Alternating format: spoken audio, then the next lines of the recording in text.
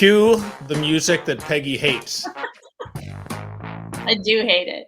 You know what? This was, even though you named it and you came up with all the back to and all that stuff, this was my choice of music. This was my deal. So you have to learn to live with it. But you can at least pretend that you're happy to be here and that you like it for once.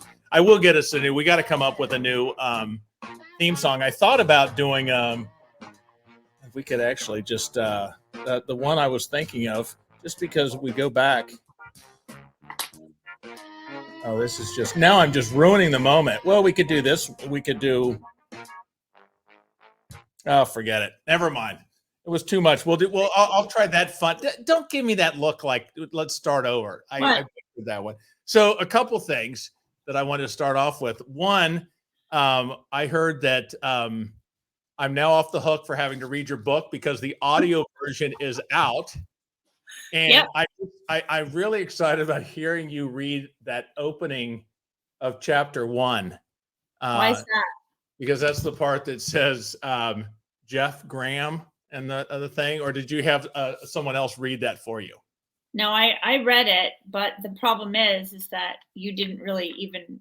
Someone's probably going to sue me now because you didn't even make that quote up. Someone else did. That is not true at all. That's just a slight. I've been waiting, my book's been out a year, so I've been waiting to get that letter from a lawyer saying that. Well, I'm excited to hear what not make that up. I'm excited to hear what audio pictures, because I know you didn't put any actual pictures in the book, but maybe with audio pictures, that's gonna be fun. If my fingers look like they're glued together tonight, a little bit sticky. Did you try to do something with the Van Gogh picture? This is something that this is sobriety in action, and I'm actually proud of this because Sunday, my grandson and we will go out and. Provided this thing, I can put it together right, but we're going to launch some rockets. Do you know what I thought of when I saw the name to that thing? The colonizer, the colon. Did you think it was a colonoscopy? I was going to tell you that it was definitely the wrong show. Well, that's you got to be sober for a lot of reasons, and a colonoscopy is one. So that's why I recommend using the colonizer. I'll never look at this damn toy that I'm launching as a projectile. That's just great. Your mind is filth. I'm trying to do a wholesome show here, and your mind is just pure filth. But anyways, my point of the beauty of this living alcohol-free and getting my life back is that something I wouldn't have been around or been able to do. I wouldn't have been putting something together late tonight, at least that would have resembled a rocket in the morning. But look at you. You are 6 years old. You know that? You really need it's like those words just like let's get our guest on. The colonizer. Yeah. Yeah, so we're going to have fun. I am thrilled. And unlike your groups, I was welcomed as the only male into the 250 and beyond group. Lori, how you doing? I'm good. You guys are really funny. Well, this is actually. But I did, Peggy. I was right there with you. Did you? I saw the box. Like, these are our new. This is our new parting gift for all our guests. You get I don't even think I can hold it together. You get the home version of the colonizer. I mean, 50 and beyond. How appropriate is that? And that's great, everyone. I was cracking up, but Jeff, I am with you also because I would never have been able to put anything together while drinking. No, I don't think I could do that sober either. So that's I'm. You know what the thing is, though, in all seriousness, is that I strain some relationships, and they're thank God I got the chances to get them back and earn them back. And when you get these moments that you realize that you're getting to make up for some lost times. Thank God for that, because it makes you realize I never would have been able to, some of the things I never would have done that. And I'm really looking forward to it. So when I'm sure next, after working the colonizer, when I'm missing some fingers on the beginning of the week, that's okay. As long as the kids have fun, we'll have a good time. So Lori, you have your website. I want to hear your story. Peggy, let's just get a hold of yourselves, okay? You have to warn me when you do stuff like that. I'm talking about something with my grandkids, and your mind goes to the gutter. Oh my God. Anyway, so Lori, your website, to 50 and Beyond. It's interesting because I know Peggy didn't start drinking heavily until later in life. I was to 50 beers and beyond by the age of 25. But what got you to the point at that point in your life, I'm assuming right around 50 years old, obviously, that made you say it's time? I was actually 45, and I started drinking in 1982 when I was 14. So yes, I was a party girl for most of my life. And I think, when I was 45, I was going through perimenopause. Can we talk about perimenopause, Jeff? You know what? We've talked about colonoscopies. What the heck? Let's go there. So I was going through perimenopause. I was grieving the loss of my mother, who had passed when I was 42. And, I hadn't really grieved that. And I was drinking even more so than I had been drinking for almost 30 years. And I really used alcohol to cope with everything in my life. And I really just felt horrible every single day. I felt horrible, and I wasn't drinking every single day, but the hangovers as I got older were starting to last a little bit longer. So I was kind of on the cycle of maybe drinking Thursday, Friday, Saturday, Sunday, and then feeling hungover Monday, Tuesday, Wednesday, and then kind of just repeating it over and over again. And honestly, I was home one night by myself, August 11th, 2013, and my son and my husband were camping, and I was drinking my wine, watching my Lifetime movie, and I said, I can't have enough. I actually heard like a voice saying, Lori, you've had enough for 2 lifetimes, like put it down. And so that's what I did. I had a bottle and I was halfway in. I dumped that out. I opened the bottle that I had because I was very strategic. I only bought like 2 bottles at a time. I didn't want to have it there. So I wasn't drinking more than that. At that time, I was, making all the rules with myself. Mm-hmm. So I opened the other bottle and I poured that down the sink, and I stood there bawling like a baby thinking, what are you going to do? And I haven't drank since. Wow. Did you do any program, or was it was one and done?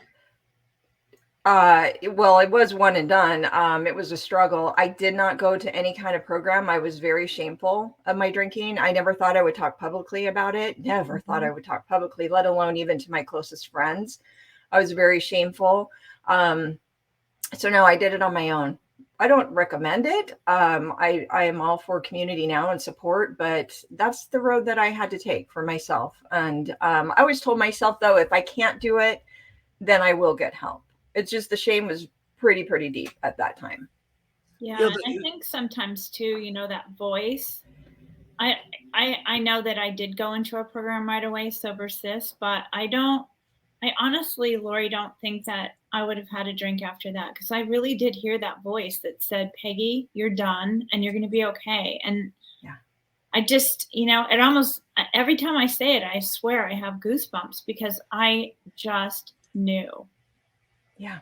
I think I actually went to programs so I could convince my family that I was serious more than I knew I was done. So it was crazy. It just made me think of that.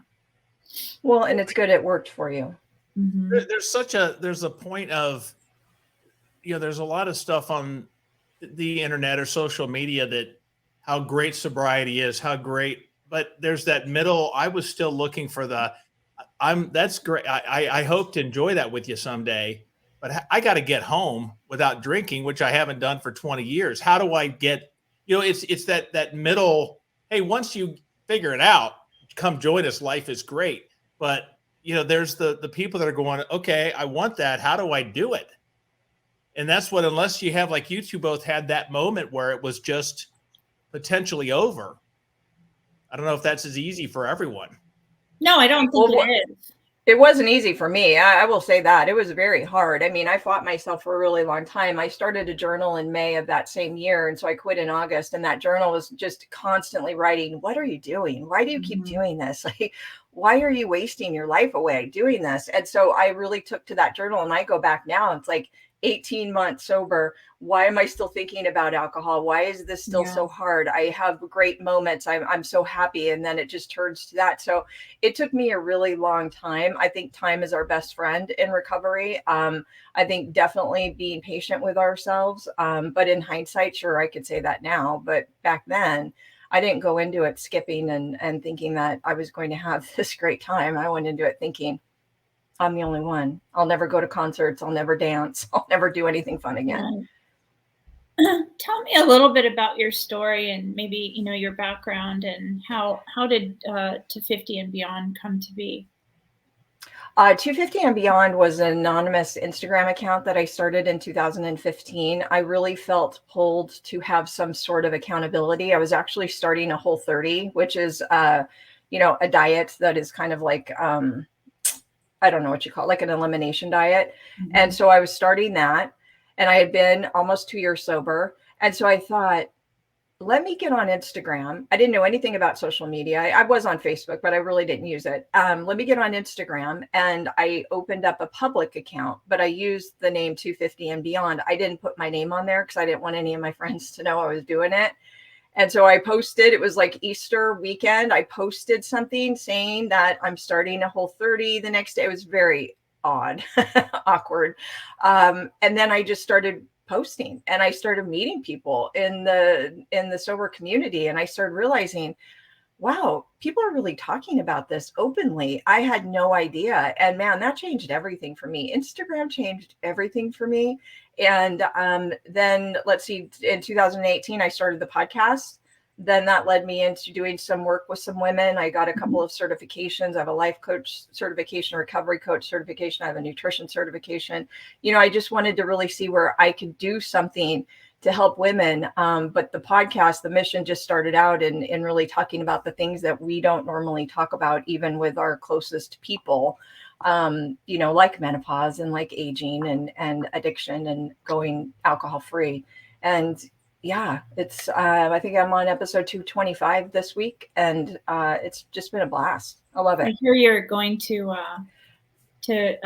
interview Susan Christina from Ola Sober. I was supposed to, yes. I think something happened with her. She had to reschedule. I haven't heard back from her yet. Yeah. Yeah, definitely. She had some health issues, but Yes. she talked about it in one of our meetings that she was going to be interviewed by you. So yeah. Good. I'll reach out to her again. How Yeah. important is it for you and for everyone? I'll let you speak but to put it down. You say you posted on social media. You said the things. How important is that? Because in here, the only person that's got to live with the failure in here is me. If I get it out, there's a little bit. So is it just about accountability? How important is that? For me, accountability is pretty big, and it always had been. Instagram, you spelled it out and wrote it out. Yeah, I started with the diet portion because I did want to lose weight, and then I saw that people were talking about sobriety. I really thought Instagram was like for the Kardashians. I mean, I just thought it was for celebrities. I had no idea real people were on there.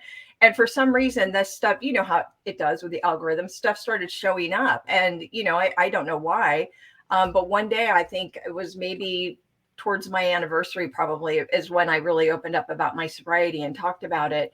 And yeah, I met people back then that are I consider my friends today.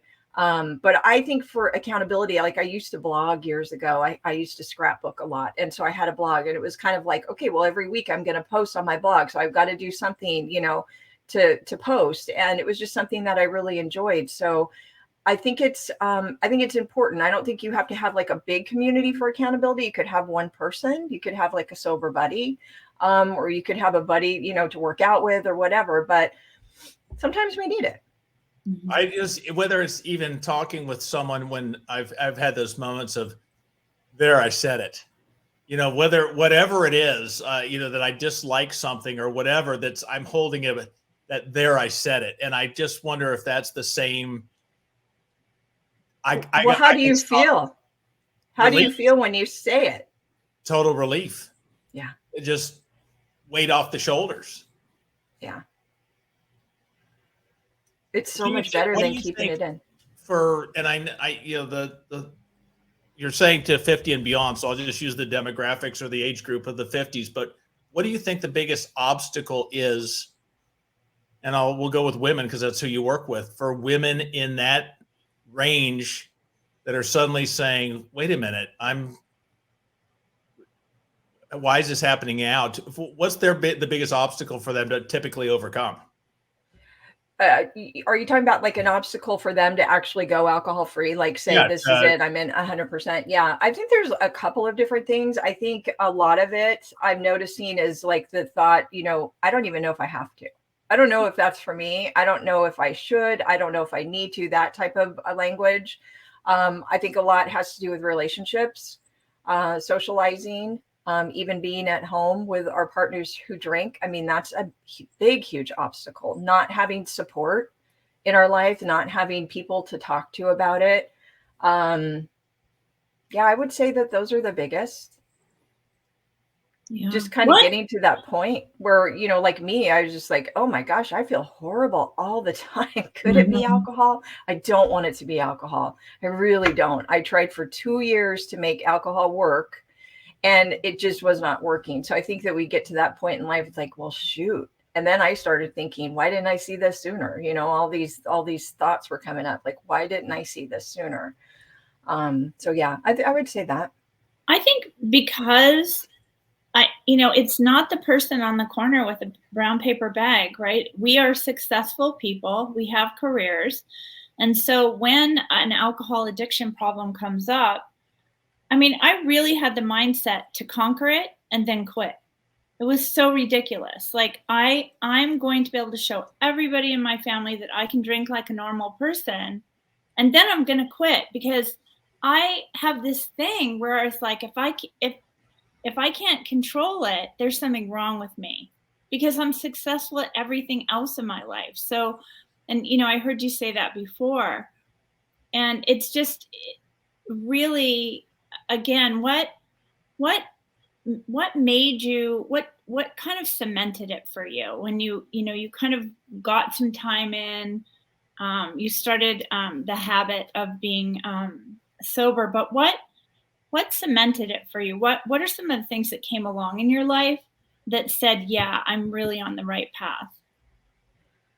I think just really seeing the contrast in my moods, in the way that I felt, knowing that I was 100% sure that if I went back to drinking, that I would probably never take myself to the point that I did on that night where I said, I'm going to quit. Because I probably would have just said over and over again, well, you tried it. That was just kind of my mindset back then. You tried, you failed. Now you can't go back. But yeah, I think a lot of stuff happened. My husband quit drinking. We met in 1997 in a bar. We drank very heavily together. And the morning when he came back after I quit, after that night, I made that declaration and cried like a baby. He came back and I said, I just can't drink anymore. And I had already been talking with him about it. And so he said, well, I'm not going to drink either. And so neither one of us really believed each other, but he really helped me so much. And about 90 days in, we were having a conversation. She said, I can just tell a big difference in you. And I don't think that you should ever go back to drinking. I don't think we should ever go back to drinking. And I thought, well, shit. All right. Yeah. Did he? You're right. Did he ever go back? He drinks very occasionally. Very, like maybe once or twice a year. The question, do I have a drinking problem? And I know if you go by the standards, they're getting to the point where if you even notice alcohol while walking through the grocery store more than once a week, you probably have a problem, which I know people I don't believe have drinking problems that exceed what those are. I don't think there's a clear-cut question, but what if someone asks you, how do I tell if I have a drinking problem? Because I'm still functioning as a wife. I'm still taking care of the house, the kids, whatever. But I'm what are the questions you would suggest, or what's the litmus test that you have? Yeah, I mean, not to sound flippant, but I would say if anybody's asking that question, they're curious about what it would be like to go alcohol free.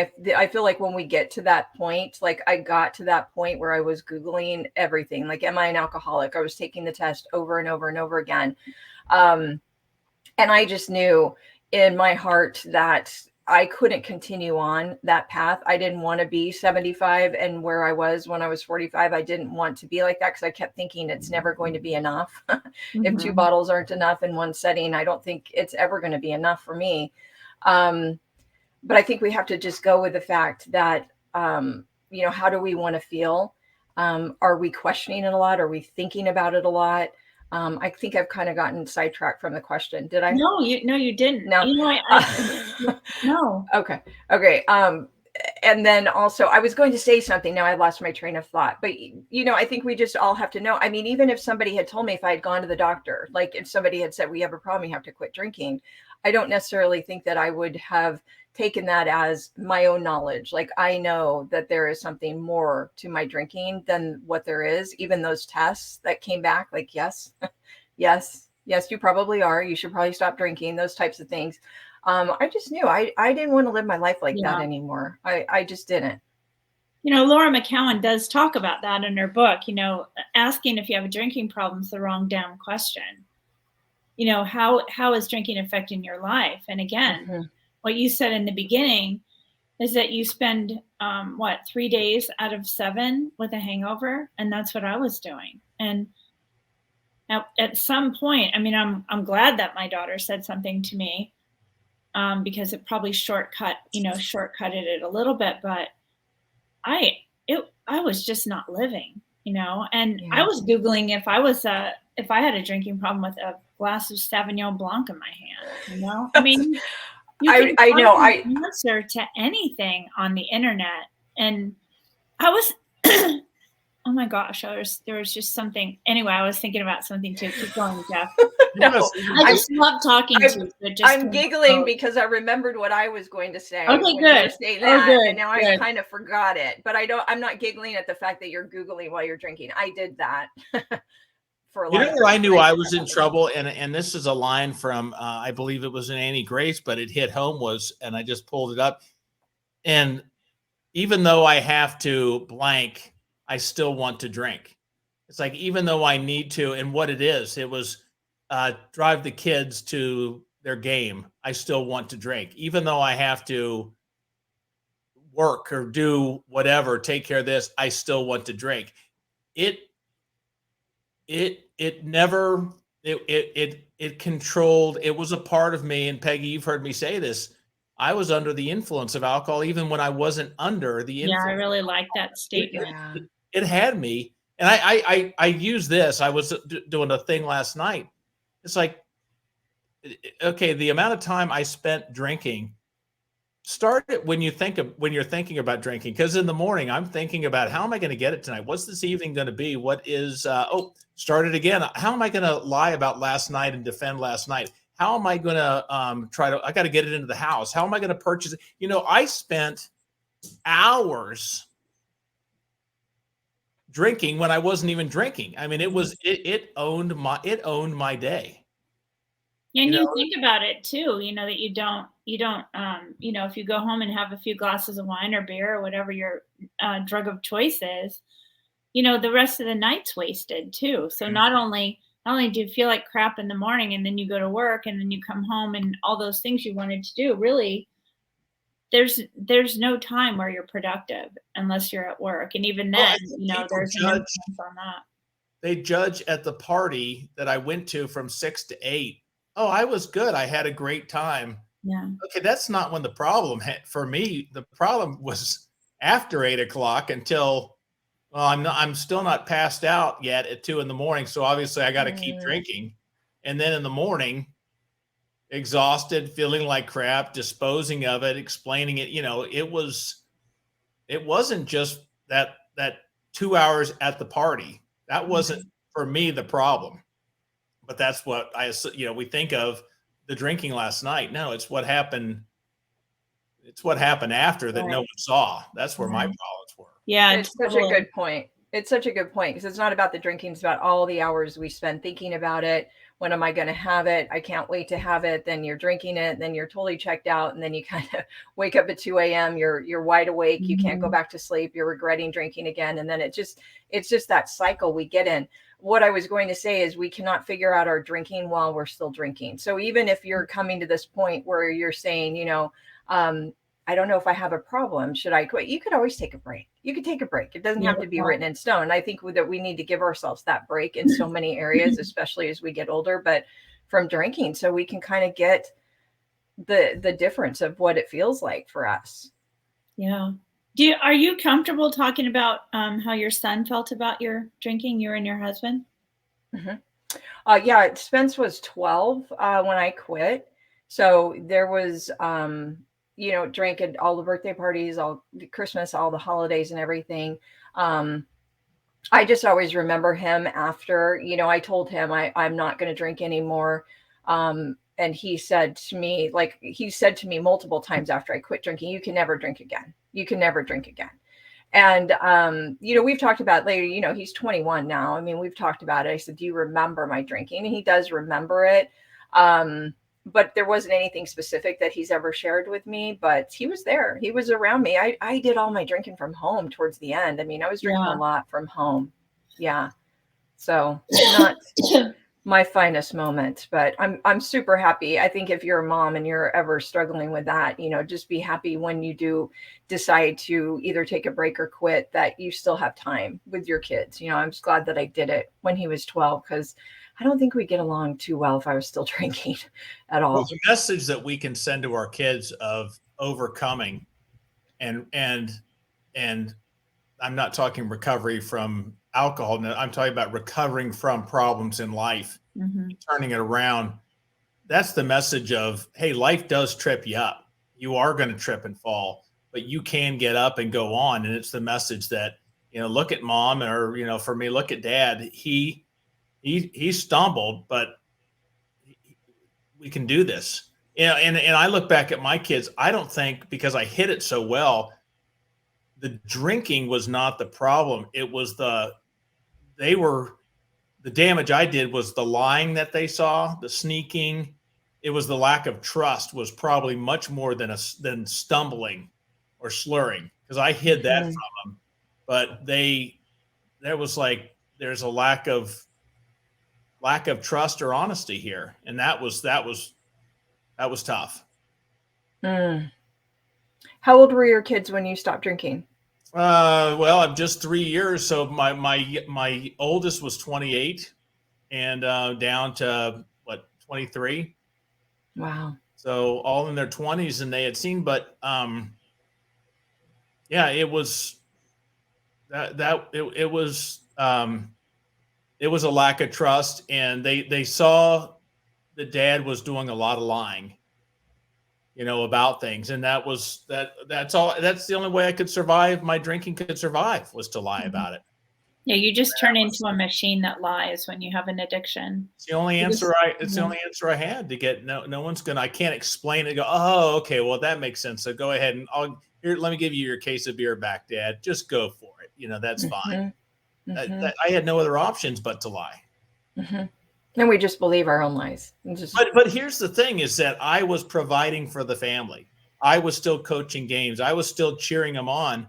So on paper, I'm the model dad. But coaching, that's not what matters in life. What the message they were getting behind the scenes was the part that was really hitting hard with them. Do I trust dad? Do I trust to come to dad with problems when he lies about his? So maybe I should lie and not be forthright on my stuff. How do they feel now? Thrilled. It took a while. My kids were a lot of, I'm sorry. Now we've heard that before. I look at my journey and say, oh, I had my one stumble. I had a weekend debacle after 3 months. So that was, I had one that was, so I had another day one.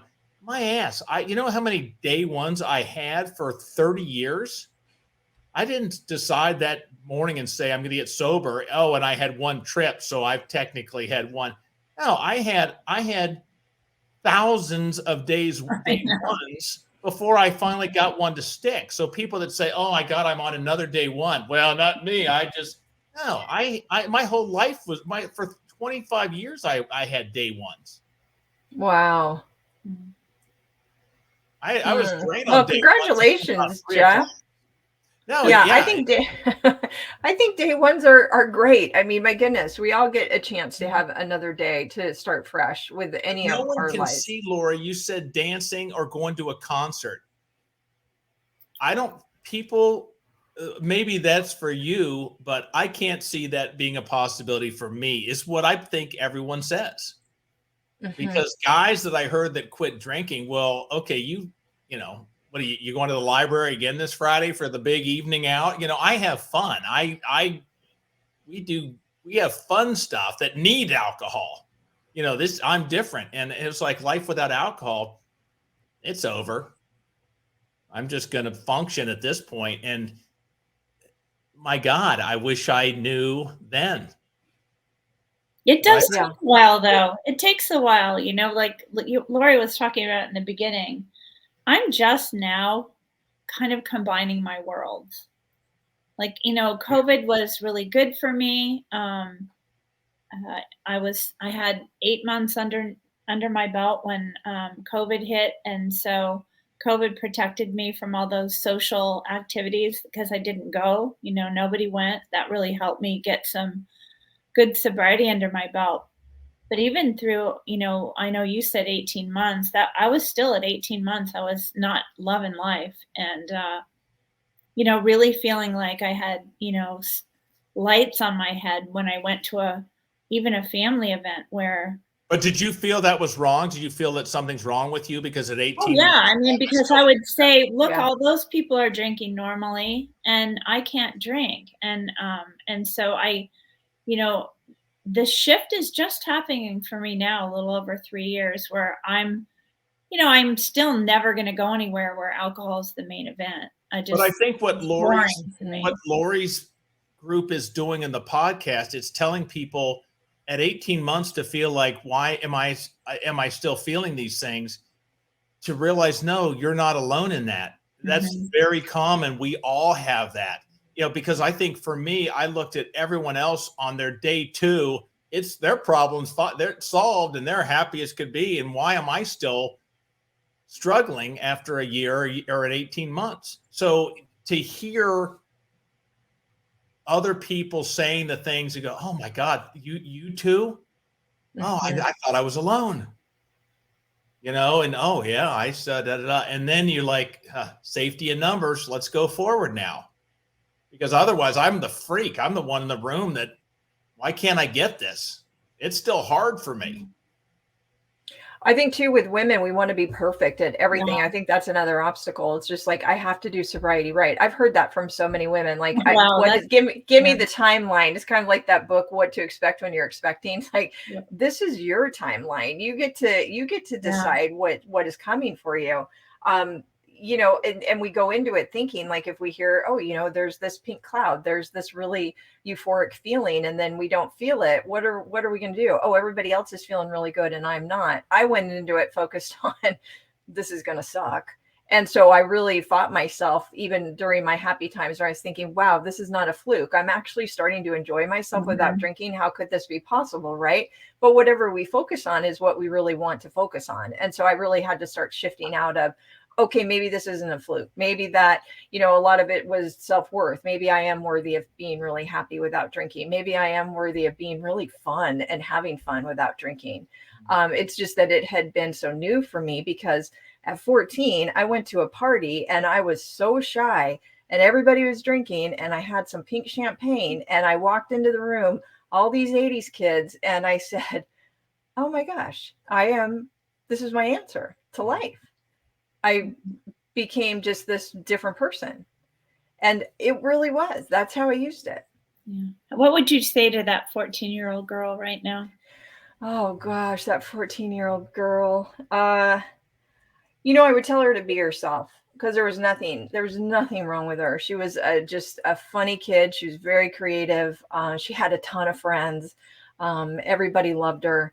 And I would tell her just to be yourself. That's it. Peggy, I kind of laugh at your bumper sticker question, but I'm dying to hear the answer from Lori. So go ahead. I'll butcher it. So what is the question, Peggy? The question is, what would your bumper sticker be of what you're about? What actually 250 and beyond is a pretty good bumper sticker, but if you had a bumper 250 sticker, and beyond. Well, so was the question, because I wrote down something for like what I do. The bumper sticker would be like what I do.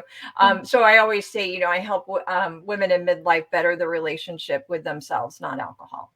Oh, that's so instead of working on the relationship with alcohol, we work on the relationship with themselves. And that comes with that break. If we give ourselves time to just say, maybe I need to sleep more. Maybe I need to eat more. Maybe I need to have some conversations with people, or start exercising, or, get outside more and give myself a break and start being nicer. And maybe when we build that relationship, then we're not going to want or need alcohol. It's not going to be as interesting. We always have to have something else, especially as we get older. I like to have stuff to look forward to, and just working on myself and bettering myself. That's gets me up out of bed. That was another question. One of my purposes. Speaking of that, what are your next plans? What's next for you? Gosh, what's next for me? Personally, just continuing to better myself. I'm going to be 55 in a couple weeks, and I just really want to continue taking care of myself. This is like the last almost 9 years of my sobriety is when I really started exercising and paying attention to nutrition. And I just feel so much better. And that is something that I do. I look forward to doing. I'm very, I love a simple life. So I'm into simplifying as much as possible. And I think next year is going to be an awesome year for my business. I have a lot of plans with that. I'm starting a new community called Team Alcohol Free. I just announced on the podcast yesterday. And this is something that I've been working for with groups over the past almost 5 years. Mm-hmm. And I'm super excited for it. There's a lot to be done still, but I'm hoping to have that launched by the end of the year. So what is it called? Team Alcohol Free. I love it. TAF. Do you have, Lori, if there's a mantra, your mantra for the last couple of years, do you have one? Let it be simple. That's one of my favorite. Let it be simple. Because I tend to overthink a lot. When I quit drinking, it was whatever it takes. So I was making Betty Crocker cakes and frosting. I was just like, whatever it takes to not drink today. That was one of my favorites. I am human. That's something I say to myself a lot. Mm-hmm. I am human. I think that's about it. Those are some of my favorites. I say, let it be simple a lot. Let it be simple. Just make it simple. Don't overthink it. Is that because you made it, you did make it too hard at the beginning, or I mean, I tend to overthink everything. So in my business, if it's me alone here working all day, I just let it be simple. Yeah. Just get it done. I don't want to say that I am a perfectionist, but I think that we all have those tendencies, but it's just kind of like, I tend to draw things out. I tend to second guess myself, especially if I'm working on something for a long time. It's like, just let it be simple. Make it easy. That's the best compliment you've ever received. That's a funny one. I love when people just say, I love the fact that you can be yourself. That's been very helpful for a lot of women. But I will say that my son just gave me a compliment not too long ago. That kind of shocked me. It was just a very nice compliment about my work and how I do everything really good. And it was just very sweet and not expected. And I just loved it. But I loved that question because I had to really think. I'm like, my husband compliments me all the time, but I think the one from my son was really, really sweet. And then I do just love hearing from women who will say, I just really appreciate you sharing your truth and being open and honest. And even though it was super scary for me, and it still is, I just feel like it really does help. I feel so supported and comforted when I hear other people like you guys sharing your stories. Like, I love that. I need that. So I know other people need it. Well, you're just like a fireside chat, Lori. It's so, it's like one of those that goes by in 5 seconds. And It's just like we're in the same living room together. It's really a beautiful, beautiful thing. It does. I really love this. How do people get a hold of it? What's your website and to find the podcast? LoriMassicot.com, 250 and beyond on iTunes, Spotify, Stitcher, and can you slow that down just a little bit, Lori? It's what did I say?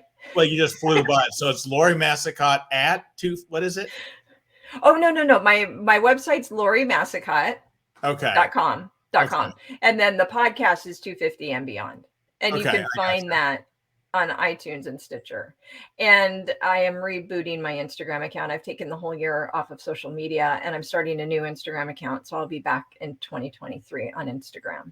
But they won't know who it is because there'll be another anonymous one and we just have to. No, it's Lori Massicot. It's Lori Massicot. I've come out. Well, thank you so much. So Peggy, this could be your new music because this is a safe place. And don't forget the do-it-yourself home, the colonizer do-it-yourself kit as a party gift for all our special gifts. Are you going to mail that to me, Jeff? Yeah, if you miss this is a project I'm putting together for my grandson. Okay, and Miss Filth. I love that you're doing that. I think that became colonizer because of Peggy. I think that's super cool. I want to thank you both for inviting me to do this. It is so much fun. When you said 6 o'clock, I thought, okay, well, I'll probably be in my pajamas on the bottom, which I am. That's how I roll. But it's just so much fun. Peggy's been on my podcast before, and Peggy was just on a couple months ago. It's an awesome interview. Not promoting my podcast anymore, but I love the interview that we had, Peggy. It was so much fun. And Jeff is going to come on in 2023. Sounds and great. We got my boss coming too. So thank you so much. And thank you guys. Stick around for a minute and we'll see you soon. All right, everyone. Have a great one. And then so next we're gonna be just you and I guess next week. Shooting the shoot, as I like to call it. Oh, I was thinking about bumper stickers and I came up with mine, Peggy. If I had give yourself a chance. Okay, good. You hate it. You hate it. No, it's good. It's good. I like it. I can't. I've got the colonizer in my brain and I can't let it go. I just can't let it go. I can't. I'm like 12 years old. If anyone has seen Peggy on Luckiest Club, she also is responsible for a green dancing pickle being the star attraction on that. So don't send the letters of hate to me. Well, this is it. No, we're still alive. This is it. Say goodbye to everyone. Wave, everyone. We'll see you guys. Have a great one. Take care. Bye. Bye.